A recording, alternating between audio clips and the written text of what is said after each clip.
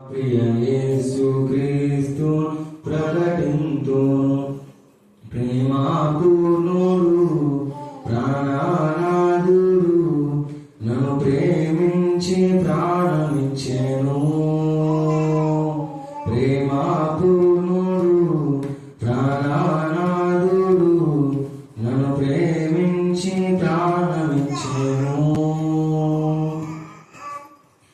మరణము కంటే బలమైనది పునరుత్థాన ప్రేమ, మరణపు ముళ్ళును విరచినది బలమైన ప్రేమ. మరణము కంటే బలమైనది పునరుత్థాన ప్రేమ, మరణపు ముళ్ళును విరచినది బలమైన ప్రేమ. రక్తము కాచి రక్షణనిచ్చి ప్రాణము పెట్టి పరముకు చేర్చే, రక్తము కాచి రక్షణనిచ్చి ప్రాణము పెట్టి పరముకు చేర్చే గొర్రె పిల్ల క్రీస్తు విలువైన ప్రేమ. బలి అయిన ప్రేమ నాకై బలి అయిన ప్రేమ, బలి అయిన ప్రేమ నాకై బలి అయిన ప్రేమ. ప్రేమాపూర్ణుడు ప్రాణనాథుడు నన్ను ప్రేమించి ప్రాణమిచ్చెను. ప్రేమాపూర్ణుడు ప్రాణనాథుడు నన్ను ప్రేమించి ప్రాణమిచ్చెను. నే పాడెదను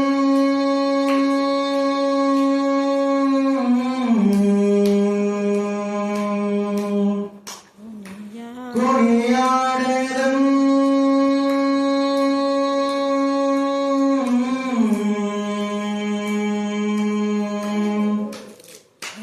నే పాడెదను కొనియాడెదను నా ప్రియ యేసుక్రీస్తుని ప్రకటింతును. నే పాడెదను కొనియాడెదను నా ప్రియ యేసుక్రీస్తుని ప్రకటింతును. నా ప్రియ యేసుక్రీస్తుని ప్రకటింతును. నా ప్రియ యేసుక్రీస్తుని ప్రకటింతును. నా ప్రియ యేసుక్రీస్తుని ప్రకటింతును. నా ప్రియ యేసుక్రీస్తుని ప్రకటింతును. ప్రేమాపూర్ణుడు ప్రాణనాథుడు నన్ను ప్రేమించి ప్రాణమిచ్చెను. ప్రేమాపూర్ణుడు ప్రాణనాథుడు నన్ను ప్రేమించి ప్రాణమిచ్చెను. ప్రతి ప్రార్థన ధూపమే మీ సన్నిధిలో చేస్తున్న విధానం బట్టి మేము స్తుతిస్తున్నాం. వాక్యంలో వాక్శక్తిగా మీరు వాక్శక్తి వాక్యం బయలు వెళ్ళించినప్పుడే ఆత్మీయ మానసిక శారీరక రుగ్మత నుంచి విడిపించండి తండ్రి. పరిశుద్ధ ఆత్మిక శక్తి ప్రతి బిడ్డ తెలుసుకున్నాము. మీ కృపాసనం దయచేయండి. మీ నెమ్మది సమాధానం కాపుదల దయచేయమని ప్రార్థిస్తున్నాం. ఎంత అనేక మంది బిడ్డలు పరిశుద్ధ ఆత్మను పొందుకొని మరలా నా ప్రభా లోకంలో కలిసిపోయారు. అలాంటి వారు ఎక్కడున్నా మరలా బైబిల్ చేయమని ప్రార్థిస్తున్నాం. దేవా పరిశుద్ధ ఆత్మతో నింపబడిన బిడ్డలు ఎంత మంది పడిపోయారో వారిని మరలా మొదటి ఆనందం మీరు దయచేయండి, మొదటి శక్తి మీరు దయచేయండి, మొదటి ప్రభావం మీరు దయచేయండి. దేవా ఎక్కడ పడిపోయారో అక్కడ లేవనెత్తబడాలన్న కృప దయచేయండి. నూతన శక్తి మీరు ఇస్తున్నారు, మేము స్తుతిస్తున్నాం. దురాత్మల ప్రేతలు వేయించడం నాయకత్వం ప్రార్థిస్తాం. అపనమ్మకం అవిశ్వాసం వేయించడం నాయకత్వాన్ని ప్రార్థిస్తున్నాం. దేవా ఇక్కడ చేరిన ప్రతి బిడ్డ పైన మీ హస్తం నుంచిన దేవా, మీ హస్తం నుంచి దేవా, మీ హస్తం నుంచి దేవా, మీ హస్తంలో స్రవిస్తున్న రక్తంలో ప్రోక్షణ దేవాస్తూ ఎక్కడ చేరిన ప్రతి బిడ్డలో యూట్యూబ్లో వాక్యం మీద ప్రతి ఒక్కరు దేవా మీ కుడి హస్తంలో ఉన్న రక్తంలో ప్రోక్షించి దేవస్తూ ఉంటారు. మీ రక్త ప్రోక్షణ కిందకి తీసుకొచ్చి ఆత్మకు మనసుకు శరీరం తన కల్మషం నుండి మమ్మల్ని పవిత్రంగా చేసి మీ చేతి నీడలో మమ్మల్ని దాచిన దేవా, మీ యొక్క పరిశుద్ధ ఆత్మతో శక్తితో మరి నింపండి. పరిశుద్ధాత్మతో శక్తితో మీరు నింపండి. ఆత్మ ద్వారా ప్రార్థించగలుగుతున్నాను, నేను స్తుతిస్తున్నా.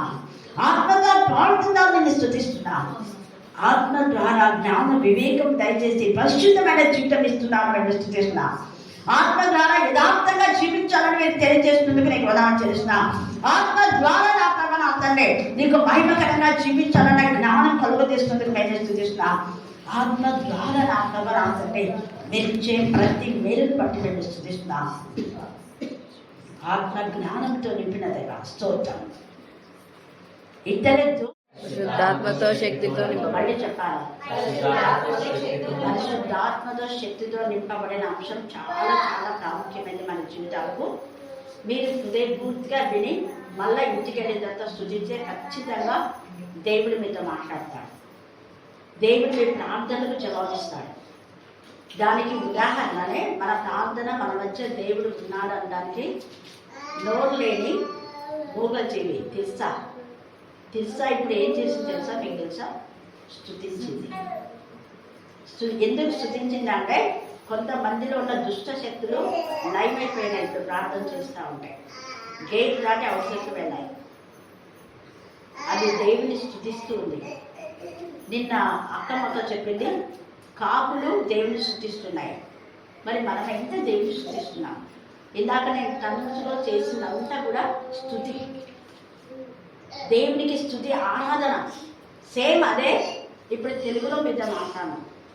ఏసే రక్తము అని చెప్పాను కదా, ఇవన్నీ అదే తెలుగులో మళ్ళా మీతో చెప్పింది. అందుకే మీరు మౌనంగా ఉండి స్తుతించండి అని చెప్పింది. ఏసే రక్తంలో ఎన్ని విలువలు ఉన్నాయో మనం ఎంత ధ్యానిస్తే అంత లోతైన విషయాలు దేవుడు మనకు తెలియజేస్తాడు. ఒక భూమిని త్రవ్వితే విలువైన ఖనిజం వస్తుంది, బొగ్గు వస్తుంది, ఇంకా లోపల వెళితే మ్యాంగనీస్ వస్తుంది, ఇంకా లోపల వెళితే డైమండ్స్ వస్తాయి, బంగారు, కోహినూరు, వజ్రాలు అన్ని భూమిలో ఉన్నాయి. భూమి ఖనిజ సంపద.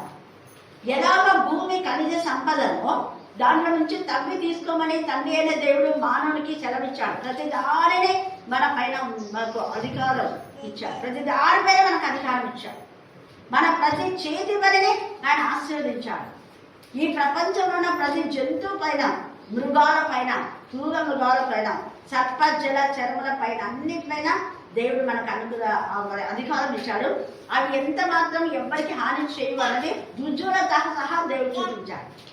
తిమింగలం చాలా సార్లు చిన్న చిన్న చేపలు మిగుతుంది, మనుషులు కూడా మింగేస్తుంది. యోనాన్ని మింగింది. మిగతా మనుషులను మింగి అది ఒకవేళ జీర్ణం చేసుకుండవచ్చు మేబీ. కానీ యోనాన్ని మింగినటువంటి చేప దేవునికి లోబడి దేవుని స్తుతించింది. స్తుతించి ఆక్రందన చేసింది. అంటే మొదటి రోజంతా దేవా నీ కుమారుడి నాలోకి పంపించాడు, నీ కుమారుడు కదా, నా కడుపులో ఉన్నాడు నీ కుమారుడు అని దేవుని స్తుతించింది మొదటి రోజు. ఒక రోజు మనకు ఆహారం అలగకపోతే ఏం పెద్ద ఇదిగా ఉండదు కదా. అలాగనే రెండో రోజు అలగకపోతే వామిటింగ్ సెన్సేషన్, తలనొప్పి, ఎంత గాబరా సేమ్. రెండవ రోజు మొదటి రోజంతా దేవుని స్తుతించింది. దేవా నీ కుమారుడు నా యొక్క గర్భంలోకి వచ్చేసాడు, నా శరీరాన్ని తాకింది అని దేవుని ఎంత స్తుతించిందో. యోనా ఆ యొక్క చేప గర్భంలోకి వెళ్ళడం వల్ల యోనా బాగా ఆనందించిందంట. నీ ఎందు భయభక్తి గల వ్యక్తిని నా దగ్గరికి పంపించావా దేవా అని. రెండవ రోజు దేవా ఈ వ్యక్తిని నేను నమ్మలకూడదు, చేయకూడదు, ఇది జీర్ణం కాకపోతే నా పరిస్థితి ఏంటో నీకు తెలుసు కదా అని ఆక్రందన చేసింది. చేప ఆక్రందన విని తండ్రి అయిన దేవుడు చేపకు హాని కాకుండా యోనాకు హాని కాకుండా చూడండి ఇద్దరిని కాపాడినాడు. థర్డ్ వే దేవుడు తన యొక్క ఉగ్రతను కృంగరించకుండా యోనాను మరలా చేసినప్పుడు క్షమించి, యోనా ప్రార్థన చేస్తున్నాడు, చేప ప్రార్థన, ఇద్దరి ప్రార్థన ఏకీభవించాడు. యోనా ఎంతకాలం దేవుని ఎంచుకోవాలి అర్థం కదా. యోనా ఈ యొక్క చేప ఏమో 8 రోజులు పెట్టాలనుకుంది, కనికరమవుతాను. మనలో కూడా 3 రోజులు ఎక్కువైపోతే ఆయుధం అయిపోతుంది. అలాగా మన పాపము కూడా తిన్న ఆహారమే 3 రోజులు పాయిజన్ అయితే భయంకరమైన పాపము అధికారి బదులు అన్నిటితో మన శరీరంలో ఎంత పాయిజన్. ఎప్పటికప్పుడు మన వాక్యంలో శుద్ధి చేసుకుంటే పరిశుద్ధాత్మ మనకు అవసరం. పరిశుద్ధాత్మ మన హృదయంలో ఉన్నటువంటి పాపాన్ని, తలంపులో ఉన్న పాపాన్ని, చేతిలో ఉన్న పాపం, కళ్ళలో ఉన్న పాపం, చెవులలో వినడం ద్వారా వచ్చినటువంటి ఆ పాపం, లేదా పాదంలో పాపం వైపు నడవకుండా ఈ పరిశుద్ధాత్మ తోసి బయటికి తీసేస్తారు. అందుకే పరిశుద్ధాత్మ అవసరం. ఇక్కడ మనం చూస్తే మొట్టమొదటి అపోస్తులు అంటే యేసుప్రభువు వారు చనిపోయి తిరిగి లేచిన తర్వాత అంతకుముందు వాళ్ళని పరిశుద్ధాత్మతో శక్తి నింపాడు. పరిశుద్ధాత్మ అనుభవం వాళ్ళకు ఉంది. పరిశుద్ధాత్మ ద్వారా అద్భుతాలు చేశారు మత్తయి సువార్త 10వ అధ్యాయంలో. ఇప్పుడు మళ్ళా అప్పుడు 12 మందికి మాత్రమే, ఇప్పుడైతే అక్కడ 120 మంది పురుషులు అని రాయబడింది. కానీ 120 మందే కాదు, చాలా మంది స్త్రీలు కూడా ఉన్నారు. అక్కడ పురుషులను మాత్రమే ఇక్కడ కౌంట్ చేస్తున్నాడు. ఎందుకు అంటే ఎక్కువగా వాళ్ళని దేవునికి మహిమకరంగా, అంటే అందరికీ ఇది లేనప్పుడు పురుషులు మాత్రమే లెక్కిస్తారు. పురుషులు మాత్రమే ఆశ కలిగినటువంటి వ్యక్తులు. అంటే యేసు ప్రభు వారి 12 మంది శిష్యులు కాక అనేక మంది ఆయన శిష్యులు ఉన్నారని రుజువు చేయడానికి 120 మంది అని సంఖ్య చెప్పాను. తర్వాత అంటే మొదటి అధ్యాయంలో మనం చూస్తాం. అప్పుడు వాళ్ళందరూ కలిసి అపోస్తులందరూ 11 మంది అపోస్తులతో కూడా ఈ మత్తయి కూడా లెక్కింపబడతారు. ఆ 12 మంది కాబట్టి ఇప్పుడు 120 మంది కలిసి ఎక్కడ వాళ్ళు ప్రార్థన చేస్తున్నారు చెప్పండి? 120 పురుషులు 11 మంది స్త్రీలు కలిసి ఎక్కడ ప్రార్థనకు వాళ్ళు చేస్తున్నారు? సింపుల్ క్వశ్చన్, చదివినప్పుడు విన్నారు కదా. ఇంట్లో అంటే మేడగదిలో, ఏ మేడగదిలో అయితే పస్కాను చేశారో అదే మేడగదిలో ఎప్పుడు వాళ్ళు ఆ మేడగదిలో వెళ్తూ ఉంటారు. అది మగ్దలేనే మరియా మేడగది అని చెప్తుంటారు, ఆమె ఇచ్చింది అన్నట్టుగా. ఇంకా లుదియా ఇంట్లో ప్రార్థన జరుగుతాయి, చాలా ఇళ్లలో జరుగుతాయి. కానీ ఈ ప్రత్యేకమైన ఈ మేడగదిలో ఏం చేస్తున్నారు వాళ్ళు చూడండి. పెంతెకోస్తు పండుగ దినం వచ్చినప్పుడు అందరూ ఒక చోట కూడి, పెంతెకోస్తు అనే పదం ఇక్కడ వాడుతూ ఉన్నారు. పెంతెకోస్తు అనే పదం చాలా సార్లు పండుగ చేసుకుంటుంటారు. ఆ పండుగలో ఇది కూడా పెంతెకోస్తు అనే పండుగ దినంన వాళ్ళందరూ కూడి దేవుని మహిమపరుస్తున్న సమయంలో ఏమైపోయింది, అకస్మాత్తుగా, అంటే they don't know about that, అలాగా ఆ రోజు పరిశుద్ధాత్మ వస్తుంది అన్నది వాళ్ళకి తెలియదు. కానీ యేసయ్య ఏం చెప్పాడంటే, నేను పైనుంచి శక్తి పొందే వరకు పట్టణంలో నిలిచిందంటే లూకా 24లో చెప్పాడు. పైనుంచి శక్తి పొందే వరకు అంటే ఖచ్చితంగా పైనుంచి శక్తి వస్తుంది. మీరు వచ్చి పరిశుద్ధాత్మతో కాదు, శక్తితో. పరిశుద్ధాత్మతో వేరే శక్తితో. పరిశుద్ధాత్మతో నింపబడిన వాళ్ళు కేవలం వాక్యం చెప్పగలుగుతారు అంతే. కానీ పరిశుద్ధాత్మతో శక్తితో నింపబడిన వాళ్ళు దురాత్మలను వెళ్ళగొట్టారు, స్వస్థపరుస్తారు, ఇంకా అనేకమైన మాంత్రిక శక్తులతో కూడా మాట్లాడతారు. మంత్ర శక్తులన్నీ కూడా లయం చేసేటటువంటి పవర్ దేవుడిస్తారు. ప్రతి దానిపైన పవర్. పరిశుద్ధాత్ముడు మన మధ్య ఉన్నాడు కాబట్టి అంత పెద్ద సర్పాన్ని చంపి పడేసింది. మనకు తెలుసా, గాడిదకు నోరిచ్చి మాట్లాడే చేసినట్టుగా ఎన్నో కుక్కలు ఉన్నాయి గూడుల్లో. ఏ కుక్కకు అంత పవర్ రాదు కదా. ఎన్నో పాములు తిరుగుతాడట, ప్రతి పామును చంపి పడేస్తే చంపలేదు. ఎలకం రాలేదు, పిచ్చని రాలేదు, దేని అనేది చూస్తుంది. నాకు ఒకసారి భయమై దేవుని దగ్గర కాంతేవా పాపం నోరెరుగని పిట్టలు, చింకలు అట్లాంటివి కూడా రాకుండా చేయండి తండ్రి, అవి చావకూడదు, దుష్ట శక్తులు మాత్రమే రావాలి అని ప్రార్థన చేస్తాం. చాలాసార్లు ఎలకం కూడా చంపేస్తుంది కుక్కలు. హల్లెలూయా. అంటే దేవుడి యొక్క ఆత్మ దేనిలోనైనా ప్రవేశించి అద్భుత కార్యాలు చేస్తుంది. గాడిద ఎముకలో దేవుని ఆత్మశక్తి ఉంది కాబట్టి శాంసర్ 1000 మందిని చంపేస్తారు గాడిద ఎముకతో. ఇలా చూస్తే ఏం దొరకరా, ఫిలిస్తీయులు వచ్చి మీద పడుతున్నారు, ఏమి ఎంటే హ్యాండ్స్తో ఉన్నారు. దేవుడు వెంటనే ఎముకను చూపిస్తున్నాడు, ఆత్మ ద్వారా ఆ ఎముకతో చంపి పడేస్తున్నాడు 1000 మంది. హల్లెలూయా, హల్లెలూయా. అంత పవర్ పరిశుద్ధాత్మ శక్తి, ఆషామాషి కాదు. అందుకనే ప్రతిరోజు దేవుడు నన్ను ఆత్మతో శక్తితో నింపు, ఆత్మతో శక్తితో నింపు. ఎందుకంటే పరిశుద్ధాత్మతో శక్తితో నింపబడి ఇంకా ఆ రోజు నింపబడినాంలే అని మన పనుల్లో, మన యొక్క దినచర్యలో మనం ఉండిపోవడం రోజు అవసరం. మనకు అనుదిన ఆహారం, అనుదిన శక్తికి ఎలాగ అవసరమో ప్రతిరోజు మనం ఆ ప్రార్థన చేయాలి. దేవా నన్ను బలపరచు, నిన్న ఇచ్చిన శక్తితో నేను ఈ పని చేశాను, ఈ రోజు నాకు శక్తి కావాలి, ఈ రోజు కొన్ని ఆత్మలు కావాలి, ఈ రోజు నేను నిన్ను ఆనందింపచేయాలి, నిన్ను స్తుతించాలి, నిన్ను మహిమపరచాలి, నేను గర్వపరచాలి, అందుకు నీ ఆత్మ కావాలి ప్రభావ. మీరు ఆత్మతో సత్యంతో ఆరాధించమన్నారు కదా, మరి నేను ఆలోచన నాకు తెలియదు, కానీ మీ ఆత్మతో నింపి ఆత్మతో సత్యంతో నీకు ఇష్టమైన విధంలో నీకు ఇంపైన శ్వాస యాగంగా నేను పాడడానికి నాకు ప్రేరేపణ దయచేయండి. నేను ఎవరినైనా ప్రార్థన చేయమంటే దేవుడు వాళ్ళ ఆత్మతో తాకండి అంట.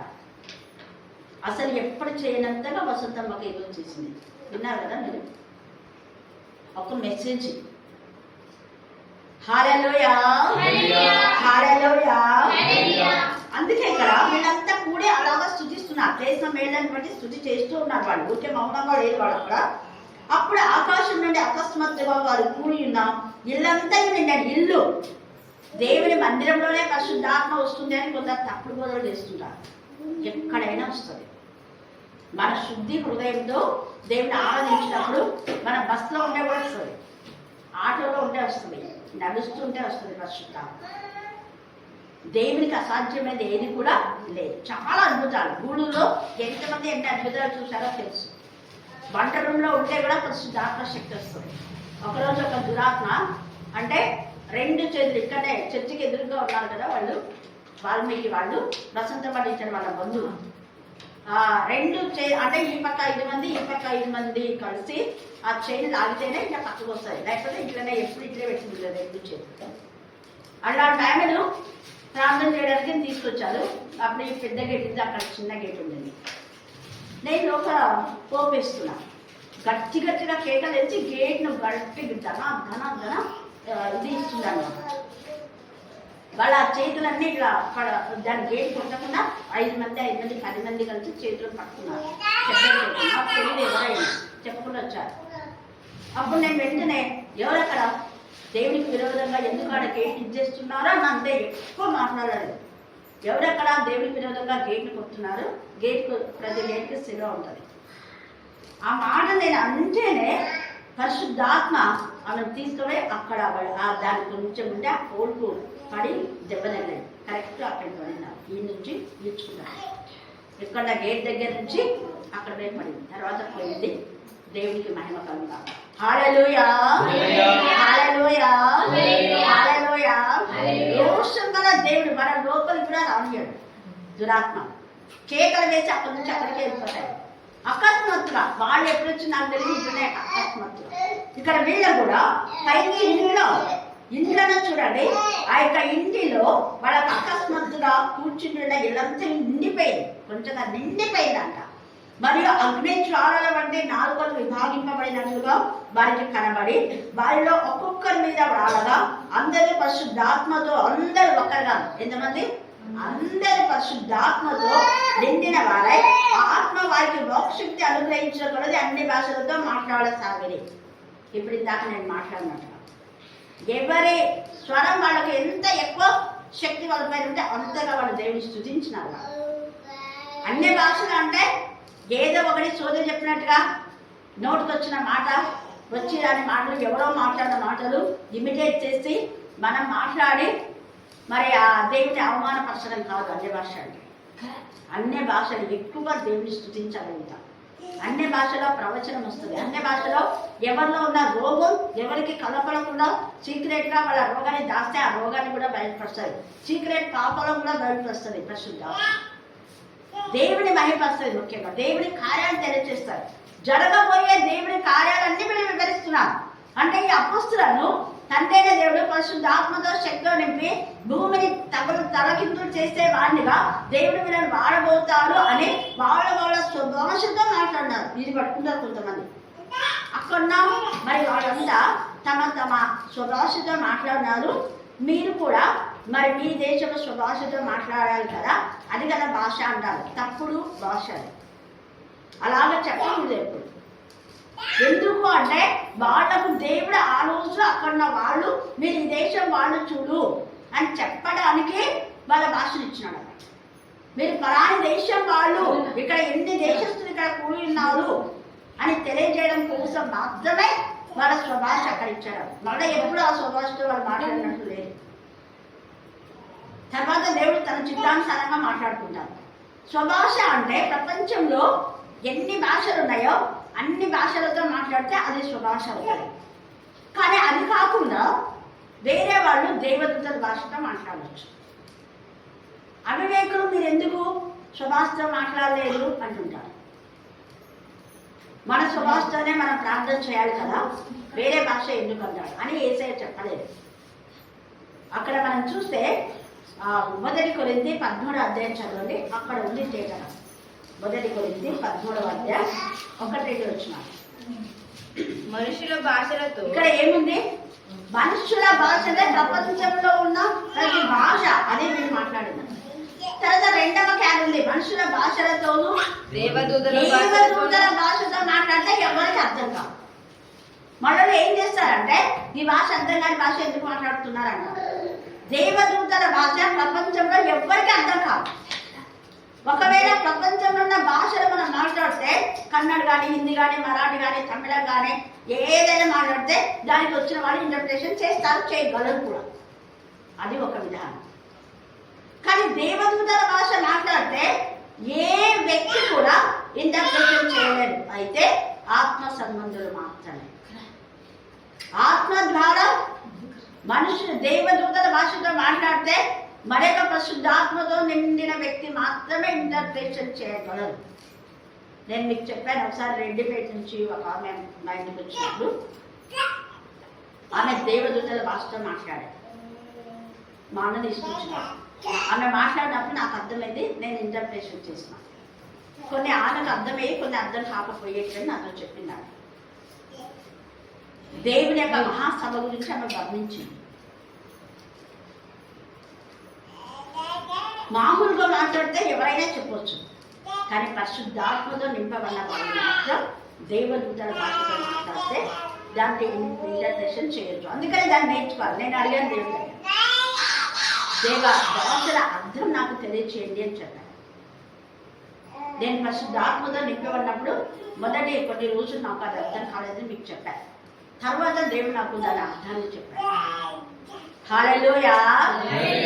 దేవదూతల భాష యొక్క అర్థం తెలుసుకున్న తర్వాతనే నేను మార్మికమైనటువంటి లేఖన భాగంలోని అర్థాలు గ్రహించగలిగి మీరు చాలాసార్లు ప్రార్థిస్తుంటారు, దేవా లోతైన మర్మాలు తెలియజేసినందుకు నీకు వందనాలని. ఆ లోతైన మర్మాలు నేను ప్రార్థన చేసినప్పుడు టంగ్స్ లో దేవుడు నాతో మాట్లాడినటువంటి అర్థాలే. లోతైన విషయాలు చాలా చాలా చెప్తాడు పరిశుద్ధాత్మలో. మన ఊహకు అందరూ అవన్నీ రాయడానికి గ్రంథాలు చాలా కాబట్టి క్లుప్త వివరణ ఇక్కడ ఇచ్చాడు. కాబట్టి పరిశుద్ధాత్మతో నింపబడిన వ్యక్తి ఇక్కడ వీళ్ళు నా అగ్ని చాలు అంటే నాలుకలు విభాగింపబడి వారిపైన వాళ్ళగా వారు మాట్లాడినారు. అందరికీ అలాగే రావాలని లేదు. నేను చెప్పాను, నాకైతే అగ్ని కాదు, ప్రవాహం లాగా పైనుంచి నీళ్లు పారబోస్తున్నారు, అవి కిందికి పోతున్నాయని నేను అనుకుంటున్నా.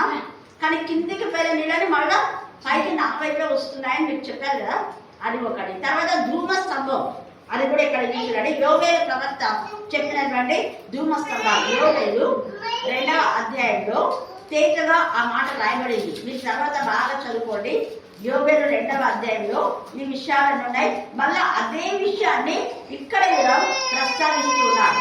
యోవేలు 2వ అధ్యాయంలో ఏముందో అదే విషయాన్ని ఇక్కడ ఫస్ట్ 20 నుంచి 28 దాకా మీరు తర్వాత చదువుకోండి. ఇక్కడ ఇదే 2వ అధ్యాయంలో మన మాట ఎత్తి పేరు చెప్తున్నారు. 17వ వచనం నుంచి చదువు.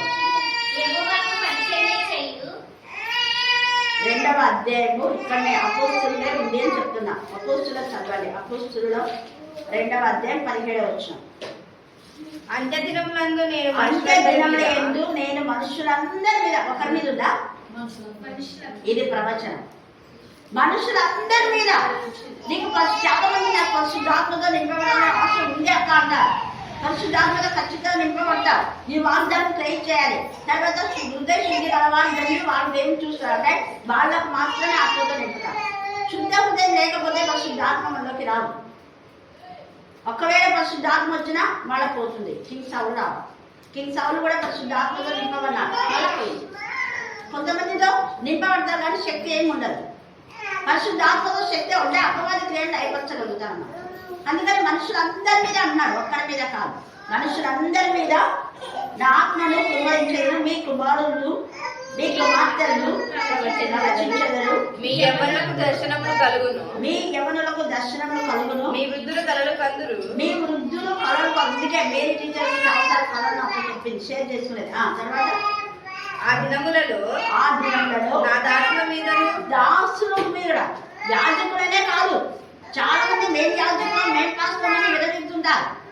ఇక్కడ దాసుల పరిచయం చేసేదని ఊడ్చే వారిపైన కూడా శామ్యూయేలు దాసుడే దేవుని ఆత్మ మాట్లాడింది. ప్రవక్త అయిన ఏలీతో మాట్లాడాడు. ఏలీతో మాట్లాడినటువంటి దేవుడు ఆత్మ ద్వారా శామ్యూయేలుతో మాట్లాడినాడు. శామ్యూయేలు తన ఆత్మ చెవుల ద్వారా విన్నాడు. అందుకనే దాసుల మీద అంటున్నాడు. ఇక్కడ దావీదు కూడా గొర్రెల కాపుడు, ఒక దాసులాగానే దేవుడు మాట్లాడాడు. పరిశుద్ధాత్మ ద్వారా మాట్లాడినాడు. నా దాసురాంధ్ర మీదను నా ఆత్మను కుమ్మరించదను కనుక వారు ప్రవచించలేరు. పైన ఆకాశమందు మహత్కార్యములను కింద భూమి మీద సూచక క్రియలను రక్తమును అగ్నిపొగను. చూడండి, రక్తమును అన్నాడు కదా. ఈ రక్తము మొదట అంటే నేను ఇంకా అప్పటికి పరిశుద్ధాత్మతో శక్తితో నింపబడ్డాయి. 6th క్లాస్ చదివేటప్పుడు మా అమ్మ చనిపోయింది, అందరు పిల్లలు ఆడుకున్నారు, నేనేమో ఇంట్లో పని చేయాలి అని ఏడ్చుకుంటా అక్కడ పుల్పిట్ ఉండింది. ఇక్కడ లేదు అంటే కర్ణాటక వైపు ఉండింది. సగమే అది పట్న చర్చి. అక్కడ కొంచెం బయట అక్కడ నేను వెళ్ళి ప్రార్థన చేసి ఏడ్చుకుంటా చేసినప్పుడు రక్తముతో పెద్ద హస్తం, ఆ రక్తంతో చూడుము నా అరచేతుల మీదనే నేను చెక్కి ఉన్నాను అన్న విషయం. చూడుము నా అరచేతుల మీదనే, ఆ అరచేతులలో రక్తంతో రాయబడినటువంటి లెటర్స్ అని. యెషయా 49:15-16 తేటగా చూశాను. అంటే రక్తంగా రాయబడినని ఎట్లా చేసిందంటే ఇంకా ఎర్ర పెయింట్ రాయచ్చు కదా అని నేను అనుకోవచ్చు. కాదు, ఆ రక్తము అంత కింద చుక్కలు ఉన్నాయి. కాళ్ళ రక్తంగా రాస్తే ఎలా ఉంటుందో ఏసయ్య తలలోంచి అలాగా కంటున్నాయి. అప్పుడు నాకు అర్థం కాదు. నేను మా నాన్నతో చెప్పాను. ఇంకా కొంచెం పెద్దగా అయిన తర్వాత కొంతమంది చెప్పారు ఇది వాక్యంలో ఉంది, అది ఒక సూచన, భవిష్యత్తులో దేవుని మైటిగా వాడుకోబోతాడని పెద్దలు చాలా మంది నాకు ప్రేర్ చేసి నన్ను బ్లెస్ చేసినారు. నేను వచ్చిన వాళ్ళ దైవజనులు చాలా మంది మా ఇంటికి వచ్చారు, మిషనరీస్ కూడా. వాళ్ళతో నేను షేర్ చేసుకునేదాన్ని ఈ విషయాలు. ఆ తర్వాత అగ్నిని ఆవిరిని కలుగు చేసి, ఇది మళ్ళీ నేను ఆత్మతో నింపబడిన తర్వాత ఒక పొగ మీకు చెప్పాను. ఒక కలాక్షం నుంచి పొగ ఎలా వస్తుందో అలాంటి 2 ధూమ స్తంభాలు, ఆ ధూమ స్తంభాల్లో నుంచి ఒక స్తంభం నుంచి యారోస్ అన్ని కిందికి వస్తున్నాయి, మరొక ధూమ స్తంభం నుంచి యారోస్ అన్ని పైకి పోతున్నాయి. దేవుని దర్శనం ఏంటి నాకు అర్థం కాదు అంటే అప్పుడు వెంటనే పరిశుద్ధాత్మ ద్వారా నీ ప్రతి ప్రార్థనకు దేవుడు నీకు జవాబిస్తున్నాడు. నీ ప్రతి ప్రార్థన ఇక్కడ నుంచి వెళ్ళిపోతుంది, ఇక్కడ నుంచి నీకు జవాబు వస్తుంది. యారోస్ ఇక్కడ నుంచి వస్తున్నాయి, ఇక్కడ నుంచి యారోస్ పైకి పోతున్నాయి. పెద్ద ధూమస్తంభాలు, పొగ, బాగా పొగతో ఉంటే ఎలా వస్తాయి అలా. మళ్ళీ దేవుడిని అడిగినప్పుడు సేమ్ ఇదే, అగ్ని ఉంటే కాలిపోవడం కదా. ఒకసారి అగ్ని జ్వాలంతా నేను ట్రైన్ చేస్తుంటే నా చుట్టూ అగ్ని జ్వాలంతా మండుతున్నాయి. అంటే ఒక సర్కిల్ లాగా నేను మధ్యలో నా రూమ్లో నుంచి తలుపులో నుంచి చూసిన వాళ్ళు పోయి నాన్న రూమ్ దగ్గరికి పోయి ఉన్నారు. ఇప్పుడున్నారు వాళ్ళు JCC చర్చ పాస్టర్ వాళ్ళ అదే సోఫియా. ఆ పక్కనే మెల్ల మీద కూర్చుని ఎంతసేపు నేను రాకపోతే నిద్రపోయిందేమో చూడమ్మా, పోయి తలుపు దగ్గర పోయి పిలువు అంటే ఆ పాప చూడ్డానికి వచ్చి కొంచెం బాగా అదంతా కనపడుతుంది. చూడ్డానికి వచ్చి ఇంకా పడిపోయిన తర్వాత ఏమా అంటే అంకుల్ పెద్ద జ్వాలలు చుట్టూ ఉన్నాయి అంకుల్, అక్క చుట్టూ. తర్వాత నాకు నేను ఫీల్ అవుతుంటా, కానీ వేరే వాళ్ళ కొందరు మాత్రమే కనపడతాయి. అలాగా ఇంకొక అక్క కూడా చెప్పింది, రత్నప్రభ ఇక్కడికి వచ్చి వాక్యం చెప్పింది, సౌజన్య. తర్వాత విక్టోరియా మండే జ్వాల అని ఇంకొక వర్జిన్య అక్క. ఇలాగా చాలా మందికి నాకు తెలుస్తుంటుంది. దేవుడు మళ్ళా వాళ్ళతో మాట్లాడుతుంటారు. అప్పుడు వాళ్ళు అలా నింపబడాలన్నప్పుడు చాలా మంది నింపబడినారు. మీకు చెప్పారు కూడా వాళ్ళు. మనకు బ్రదర్ వచ్చినప్పుడు చాలా మంది ఆత్మతో నింపబడినారు. ఇవి ఇక్కడ సూచనలు. పొగ, అగ్ని, రక్తము, అగ్ని, పొగ, ఆవిరిని కలుగ చేసేదను. ప్రభు ప్రత్యక్షమగు ఆ మహాదినము చెప్తామా. రాకమునుపు సూర్యుడు చీకటిగాను చంద్రుడు రక్తంగాను మారుదు. ఇది కూడా జరగబోతుంది రాకలు. అంటే అంత్య దినంలో, అంటే అంత్య దినాలు, ఇవన్నీ అంత్య దినాలే. 2000 సంవత్సరాల నుంచి అంత్య దినాలే. అప్పటి నుంచి అపోస్తులను నింపి మరి దేవుడికి మహిమకరంగా వీళ్ళు పరిశుద్ధ ఆత్మ ద్వారా వాళ్ళు వాక్యం ప్రకటించినప్పుడు వాటిని బట్టి భూమి తలకిందులు చేసేవాళ్ళు మన దగ్గరికి వచ్చారే అన్నారు. అలాంటి వాళ్ళ వాక్యం ఆ ఆత్మతో నింపబడినారు కాబట్టి పేతురు యొక్క నీడ పడితే అనేక మంది స్వస్థత పొందారు, వీధుల్లోకి తీసుకొని వచ్చారు. అలాగా పేతురు ప్రసంగించినప్పుడు 3000 మంది ఆత్మతో నింపబడినారు. వాళ్ళకి అప్పటికి బ్యాప్టిజం తీసుకురావాలి. బ్యాప్టిజం లేకుండా ముందే పరిశుద్ధాత్మ వచ్చింది. పరిశుద్ధాత్ముడు ముందే రావచ్చు, తర్వాత కూడా రావచ్చు. ఎందుకంటే తప్పుడు బోధన చేసేవాళ్ళు నేను ఆత్మతో నింపబడినప్పుడు, అంటే నేను బ్యాప్టిజం తీసుకున్నప్పుడే ఆత్మ మనకు వచ్చింది అని తప్పుడు బోధన చేస్తుంటారు. అక్కడ వాళ్ళకి బ్యాప్టిజమే లేదు, ముందే పరిశుద్ధ, తర్వాత బ్యాప్టిజం ఇచ్చి వాళ్ళ పైన చేతులు వస్తే ఇంకా శక్తితో నింపబడతారు. అపోస్తల కాలం 19 ఉంది. మళ్ళీ ముందు రోజులో మనం చూస్తున్నాం. ఈ రోజు మనం ఇలా ఆత్మలో శక్తితో నింపబడి దేవుడు అనేక విషయాలు మనతో మాట్లాడతాడు. వాక్యంలో అర్థం కాని విషయాలు కూడా మనకు తెలియజేస్తాడు. రాబోయే విషయాలు కూడా నీతో మాట్లాడతాడు. కళల ద్వారా నీకు చూపిస్తాడు జరగబోయే మంచి చెడు రెండు. కాబట్టి ఆత్మతో శక్తితో నింపబడతాం. దేవుడి వాక్య భాగం దీవించి ఆశీర్వదించుగాక. ఆమేన్ ఆమేన్. చివరి ప్రార్థన మన మధ్య ఉన్న దేవుడి మన ప్రార్థన.